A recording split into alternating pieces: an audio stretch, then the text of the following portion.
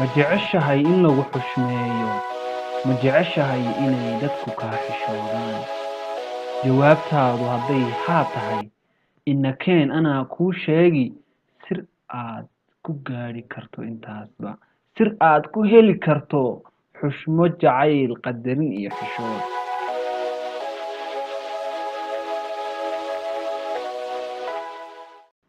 dunidu waa sidii suuq oo kale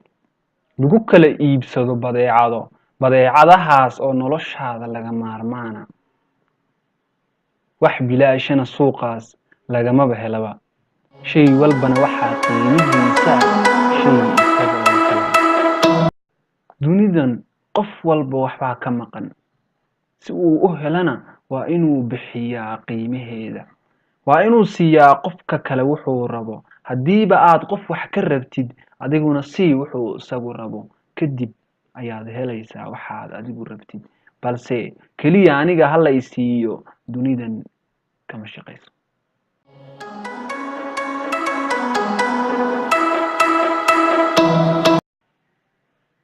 aan kuu caddeeya warkaygee tusaale ahaan waxaad rabtaa in lagu jeclaado soo maaha haddaba qiimihiisa aan kuu sheego jeclow marka hore adigu qofkaas dareensii jacaylka uu kaa rabo qofkaas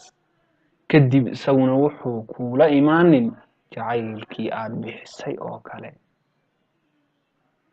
hadhihin hebel ima jeclaa balse waxaad isweydiisaa adigu ma siisay jacaylkii waxaad isweydiisaa anigu ma siiyey jacaylkii uu iiga baahnaa mise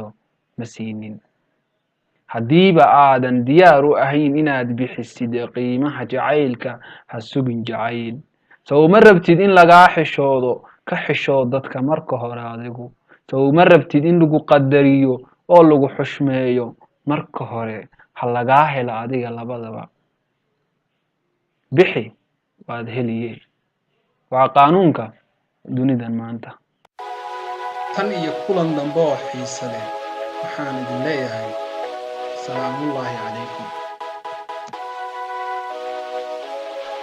Wait. Please subscribe.